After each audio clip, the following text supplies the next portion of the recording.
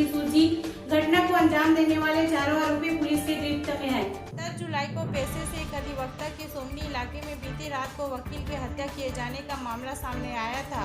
सुबह गांव के बाहर पुल के नीचे वकील की लाश खून से लथपथ मिली। वहीं शरीर के कुछ हिस्सों से तारपुर वार से टुकड़े कर दिए गए हैं। एसपी जितेंद्र शुक्ला ने बताया कि सोमनी से लगे फरहत गांव के संजय नामक युवक बीती रात को रात्रि भोजन के बाद टहलने निकला था।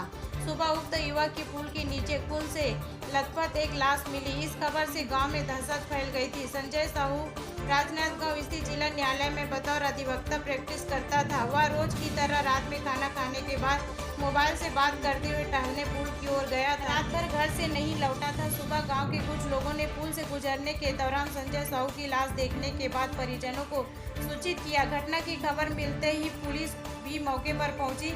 पुलिस ने कड़ी पूछताछ के दौरान चारों आरोपी को गिरफ्तार कर लिए हैं।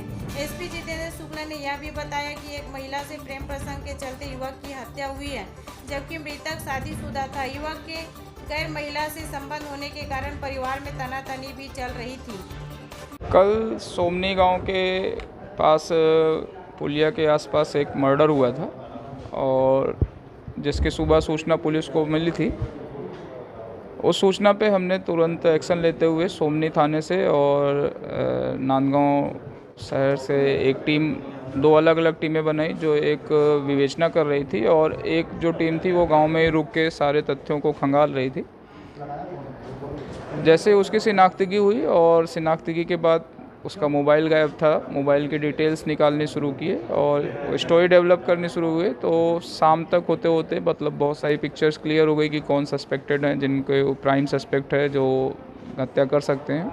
वैसे सभी प्राइम सस्पेक्टेड लोगों को हम लोग थाने ले आए थे। रात होते होते तक उसमें से कई लोगों को हमने फिर छोड़ा भी और 4 ऐसे मेन लोग लगे जिनको ऐसा लगा कि ये इनका रिलेशन हो सकता है। उनसे फिर थोड़ी सी सख्ती से पूछताछ की गई तो उसमें से 2 लोगों ने रात में एक्सेप्ट कर लिया कि हमने मारा था। उनकी शिनाख्तगी पे जब सुबह हमने तालाब से वो हथियार और जिससे कुल्हाड़ी से जिनने उससे मर्डर किया था उसको जब्त किया, तब जाके फिर वो बाकी जो 2 और अपराधी उन्होंने भी अपना जुर्म कबूल कर लिया कि हमने ही मारा था।